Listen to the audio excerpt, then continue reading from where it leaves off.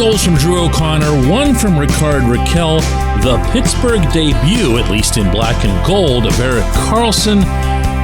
And I'm still fixated on the goaltender. Good morning to you. Good Friday morning. I'm Dejan Kovacevic of DK Pittsburgh Sports, and this is Daily Shot of Penguins. Comes your way bright and early every weekday. If you're into football and or baseball, I also offer daily shots of Steelers and Pirates in the same place that you found this.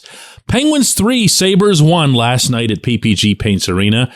Not necessarily the most scintillating entertainment, but there was plenty enough there to talk about even without getting to Tristan Jarry.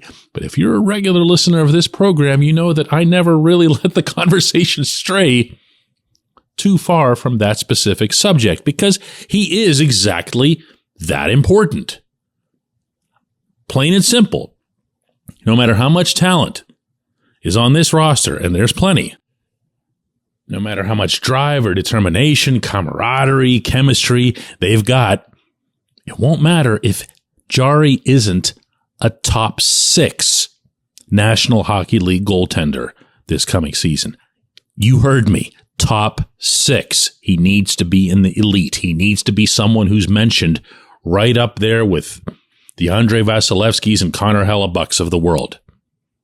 And you know what?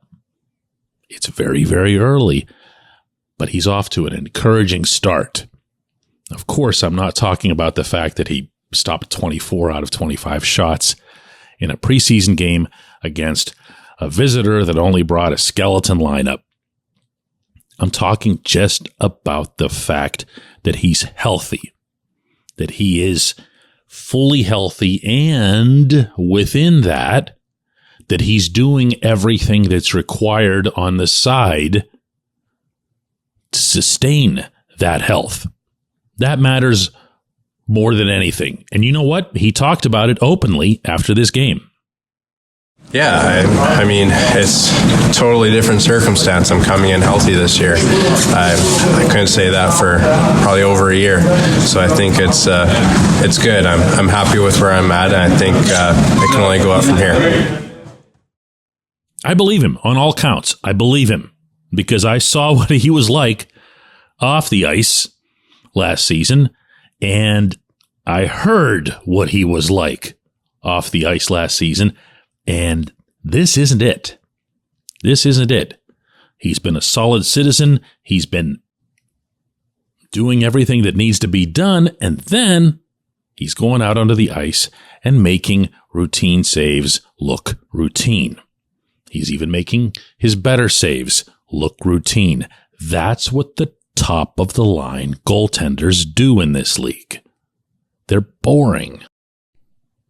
Take it from Mike Sullivan.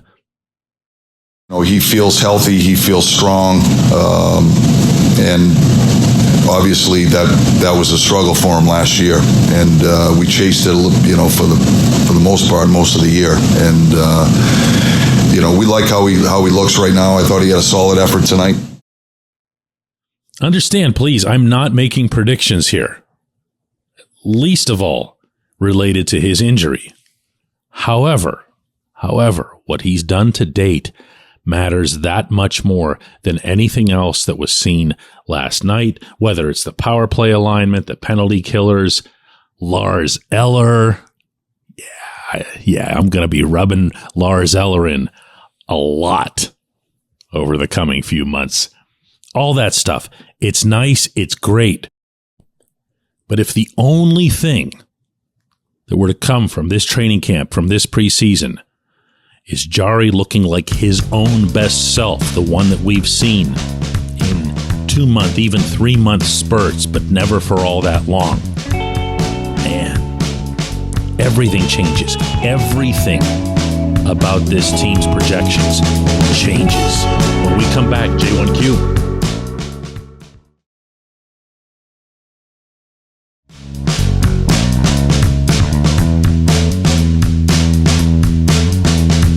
Today's J1Q comes from T. Bunner, longtime listener to this program. Says, DK, I know it's only one preseason game, but the third line of Lars Eller, Matt Nieto, and Drew O'Connor were easily the best on the ice, and it was pretty apparent to see the chemistry that the three had. Does DOC look like a bona fide NHL player while playing on the third line, jeopardize his chances of perhaps showing what he can do with maybe Evgeny Malkin and Riley Smith? From the looks of it, DOC is taking that step or ready to take that step. Maybe more so than Alex Nylander. Well, the first thing I have to say in response is you weren't nearly effusive enough in your praise of Eller. Have I mentioned that this is going to be a theme? Listen, DOC sets up in front of the net. Okay? He does well to do that. But it's Eller who takes the pass down the left wing boards from the point man, looks off everyone on the Buffalo defense, and then makes the laser pass that DOC only has to redirect. I'm sorry, man, but that's what I'm talking about. He's not going to end up with a ton of points. He's just not. But what I have told you time and again is that he is that smart. He performs on the rink with a hockey IQ that's higher than almost anyone else that's out there on almost any given shift. And that's a pretty neat thing to see.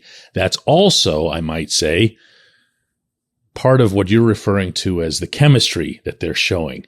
If you've got a really smart guy out there making smart distributions, it looks like general overall chemistry. Now, that said, DOC pops that goal, he gets the empty netter, and he's going to be the one who makes it into the headlines. That's just how that works. O'Connor scores twice as Penguins defeat Sabres, 3-1. But do you really want to slide him up? I'm going to ask you this honestly here. If you think there's a chance that you have a third line, or you could have a third line that would score, you know who else falls into the category of a really intelligent type player? It's Nieto. So now you've got a couple of them, and I'm not here to suggest that DOC is some dummy, because this was someone who went to a pretty good college last I checked. So what you have out there is something that just might work as a third line, meaning on one hand, take care of business, hold leads, don't do dumb things in the final minute of a period. These guys can handle that. Eller definitely can handle that. Nieto can handle that. DOC, we'll see. He's not been known as some sort of great defensive performer, but that's acquired much more so than it is some innate skill. Leave him alone for a bit. Leave him alone. Already, there's a solution in place. You got to see some of that with Rickard Rakell scoring while out there as a left winger on the line with Sidney Crosby and Brian Rust. In fact, it was Rust and Sid who got the assists. There's nothing wrong with having Rakell up there on the left side. As far as Gino goes, he's already got to get used to a new guy in Riley Smith. If you have Alex Nylander up there, Gino and Nylander have at least taken some shifts together. They did that. Remember when Nylander first came up this past winter? He looked pretty good, and he looked pretty good in part because he did work well with 71. I'm telling you, right now, I would be more invested in seeing what you can get out of this third line. I appreciate the question. I appreciate everyone listening to Daily Shot of Penguins. Going to do another one of these on Monday.